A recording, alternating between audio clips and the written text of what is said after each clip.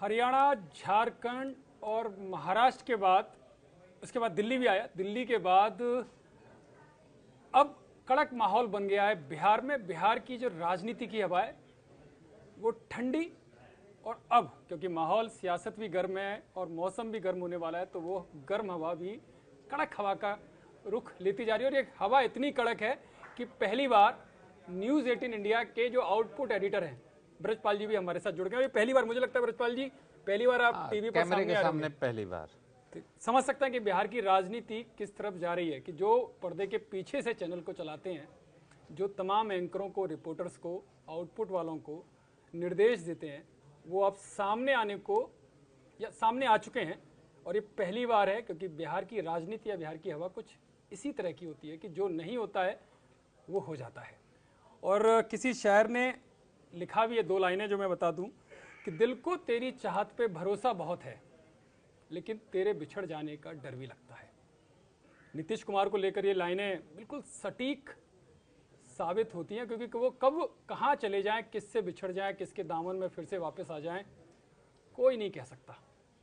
क्योंकि 2022 में आप देखेंगे जब वो गए तो नीतीश कुमार ने कहा था कि मरना पसंद करूंगा लेकिन बीजेपी के साथ वापस नहीं जाऊंगा। और गृह मंत्री अमित शाह ने भी कहा था कि बीजेपी के दरवाजे हमेशा के लिए बंद हो गए। लेकिन आज तस्वीर सबके सामने है कि दरवाजे राजनीति में तो खैर कभी बंद नहीं होते, और जो नेताओं के बयान होते हैं कि मरना पसंद करूंगा, इसकी तरफ नहीं जाऊंगा, वो भी बेईमानी साबित होते हैं। और सीधी सी बात है कि वही नीतीश कुमार अब बिहार चुनाव में शायद चर्चा के केंद्र, जो मेरी ब्रजपाल जी से बात हो रही थी कि जो अभी राजनीति है और जो बार बार एक बार फिर से चर्चाओं में आ रही है, वो नीतीश कुमार को लेकर ही आ रही है कि चुनाव उनके नाम पर लड़ा जाएगा या चुनाव उनके नाम पर नहीं लड़ा जाएगा। ब्रजपाल जी क्या कहेंगे इस पर? एकदम सही कहा। हमने आज दिन भर की खबरें भी यही रहीं और हमने नाम भी दिया था एक, नीतीश कुमार की फोटो इमेज लगाकर कि तेरे चेहरे में वो जादू है।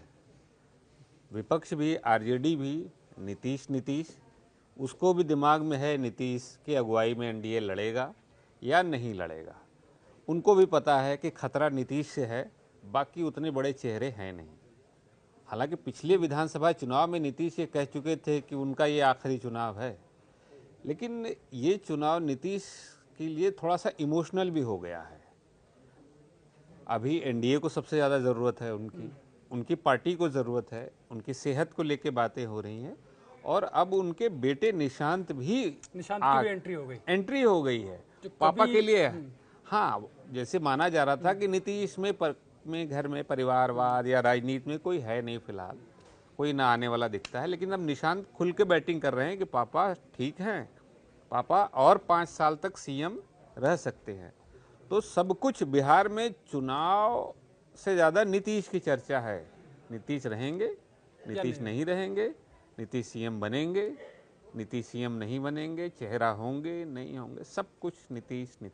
उनके इर्द गिर्द ही सारा कुछ घूम रहा है। लेकिन ये लगता नहीं जिस तरह से निशांत की एंट्री हुई है, जो पिछले कभी नहीं हुई। नीतीश कुमार शायद उनके साथ कभी देखे भी नहीं गए सार्वजनिक तौर पर, उनके साथ रहते भी नहीं है सीएम निवास में। अगर उनकी एंट्री होती है तो जो परिवारवाद के मुखर विरोधी माने जाते हैं, तो उनकी इमेज को धक्का नहीं लगेगा? ये भी तो एक धक्का शायद नहीं लगे, क्योंकि निशांत पापा के लिए अभी बैटिंग करते हुए तो दिख रहे हैं, लेकिन सक्रिय राजनीति में अभी एंट्री उनकी होती हुई दिख रही है, क्योंकि नीतीश की तरफ से अभी कुछ नहीं है। नीतीश की मर्जी के बिना मतलब चुनावी राजनीति में आना मुश्किल है निशांत के लिए। लेकिन नीतीश ने मना भी नहीं किया। हाँ, नीतीश ने कुछ कहा भी नहीं। नीतीश ने अभी तक अपने परिवार को लेके बहुत कम चर्चाएं की हैं, बेटे को लेके भी कभी उन्होंने कोई मंच पे कुछ कहा नहीं है। लेकिन तेजस्वी जिस तरह से निशाना साध रहे हैं निशांत को लेकर, तो इसमें तो एक, अगर उनका मन नहीं होता राजनीति में उनको लाने का, तो अब तक तो स्पष्टीकरण आ जाना चाहिए कि राजनीति कर रहे हैं। तेजस्वी के सारे बयान चुनाव को ध्यान में रखते हुए, और जो उनके सामने सबसे बड़ा चेहरा है, क्योंकि जब भी नीतीश की बात होती है तो नीतीश तेजस्वी की बात नहीं होती है, नीतीश लालू की बात होती है। इसीलिए वो नीतीश के चेहरे पे जा रहे हैं, क्योंकि जब भी नीतीश और लालू में बात होती है तो ये होगा कि नीतीश के आने के बाद क्या हुआ, क्या क्या चीजें बदली, और जब लालू थे तब क्या क्या था। यानी वो चाहते हैं चेहरा नीतीश बनाम तेजस्वी हो। यस, ना कि लालू हो। ना लालू फिर वो उस समय का शासन याद नहीं, लालू को नहीं आगे आने देना चाहते, क्योंकि एक पीढ़ी निकल गई है। एक जो पीढ़ी थी 90 के दशक के में, वो पीढ़ी निकल चुकी है, अब एक नई पीढ़ी है। एक और हमला बोला है, नीतीश ने अभी कैबिनेट का अपने का विस्तार किया, लेकिन उसमें जेडीयू दिखाई नहीं दिया। तेजस्वी कह रहे हैं कि बीजेपी का विस्तार है, यानी कि एक तरह से पूरी तरह से मतलब सारा कुछ झुक गए हैं नीतीश कुमार बीजेपी के चरणों में। ये मैसेज जा रहा है? नहीं, मैसेज ये नहीं जा रहा है कि देखिए, पहले जब सबसे बड़ी पार्टी बीजेपी है, बीजेपी से बहुत कम विधायक जेडीयू के पास हैं, फिर भी मुख्यमंत्री उनका, गृह मंत्रालय भी उनके पास है, नीतीश के पास। तो एक तरह से आप संगठन में ऐसा बहुत कम होता है कि जो सबसे बड़ी पार्टी होती है वो नंबर 2 होती है कैबिनेट में। बिहार में है, और बिहार में ये आरजेडी के समय में भी था। आरजेडी भी बड़ी पार्टी थी, लेकिन सीएम नीतीश बने थे। तो नीतीश में कुछ तो है कि सब अपना नेता उनको मान लेते हैं, वो छोटी पार्टी के बड़े नेता हो जाते हैं। लेकिन एक सवाल और सबके जहन में उठ रहा है, तेजस्वी शायद उठा रहे हैं, कि जिस तरह से महाराष्ट्र में खेला हुआ, शिंदे मुख्यमंत्री थे लेकिन बीजेपी बड़े अंतर से चुनाव जीती, उनके ज़्यादा विधायक आ गए। हालांकि बिहार में पहले उन्होंने उलट किया, विधायक ज़्यादा थे लेकिन नीतीश को बना दिया। कहीं महाराष्ट्र वाला खेला बिहार में ना हो जाए कि बने नीतीश को सामने तो रख रहे हैं लेकिन बाद में नीतीश पीछे। नीतीश का एनडीए से कनेक्ट वाजपेयी जी के जमाने से रहा है, आए गए हैं। अब तो वो कई बार पिछले टूटता भी है, हाँ वो जुड़ता है, कनेक्ट। वो शिंदे जैसी स्थिति नहीं है, क्योंकि एक डायरेक्ट टच उनका शुरू में रहा था कि मोदी जी से नहीं है, लेकिन अब वो डायरेक्ट टच मोदी जी से दिखता है उनका, कि जब भी 2 बार वो इधर आए हैं, चरणों में भी दिखाई दिए, हाँ आ जाते हैं, और अब तो सबके सामने हाथ जोड़ लेते हैं। लेकिन जिस तरह से वहाँ अटकलें लगाई जा रही हैं कि अगर नीतीश नहीं होते तो क्या निशांत को आगे लाने का कोई उस तरह की कोई योजना चल रही? क्योंकि नीतीश का जो स्वास्थ्य है, आपको लगता है लंबे चल पाएंगे? नहीं, नीतीश जी का स्वास्थ्य इतना अच्छा नहीं है, वो सबको पता है, नीतीश जी को भी पता है, लेकिन विकल्प नहीं है। नीतीश जी ने जो बिहार को दिया है, जिस स्थिति से बिहार को आज लेके आए हैं, उसका क्रेडिट तो उनको जाता है, इसमें उससे कोई छीन नहीं सकता। नीतीश जी ने जो कुछ किया है, आज उनके सेहत की बात आई है, वो बात ठीक है, लेकिन निशांत अभी उनकी जगह लें पार्टी में, सरकार में, सीएम की कुर्सी पे, ऐसा दूर दूर तक मुझे कहीं नहीं दिखता। अभी निशांत के लिए सबसे अच्छा होगा कि आए हैं सीएम 5 साल और नीतीश जी ही रहें। लेकिन जो उनकी हेल्थ है, जिस तरह से तेजस्वी आरोप लगा रहे हैं, अपोजिशन उन पर जो अटैक कर रहा है, कि लग पा रहा है कितने लंबे समय तक ठीक ठाक? क्योंकि ये सवाल है, ये उल्टा भी पड़ सकता है विपक्ष को, उनके सेहत को लेके एक इमोशनली अटैक, हाँ ये बैकफायर भी कर सकता है। एक उनकी उम्र, एक उनकी सेहत, दोनों पे बिहार में जैसे तहजीब जैसा संस्कार है, इस तरह के उनकी सेहत को लेके बार बार हमला करना, निजी हमला करना, क्योंकि और कुछ है नहीं, कोई करप्शन है नहीं, कोई परिवारवाद है नहीं, तो आप करोगे क्या? ले दे के अभी चुनाव में सेहत पे आ गई है बात। लेकिन तेजस्वी हमेशा जो अब जो लगातार बहुत ज़्यादा अटैक कर रहे हैं, वो कर रहे हैं कि बिहार में जो सुशासन की बात करते हैं, या ये बीजेपी वाले जंगल राज की बात उन पर करते थे, वो जंगल राज अब दिखाई दे रहा है। एक के बाद एक कई घटनाएं हो गई, बेरोजगारी की बात वो करते हैं, कई हेल्थ इंफ्रास्ट्रक्चर की बात वो करते हैं, वो कहीं दिखाई नहीं दे रहा। हाँ, नीतीश की अपोजिशन तो लगातार आरोप लगा रहा है। अपोजिशन तो है, लेकिन बिहार की राजनीति है क्या कि बिहार, ये सब तो ठीक है, लेकिन बिहार की राजनीति कहीं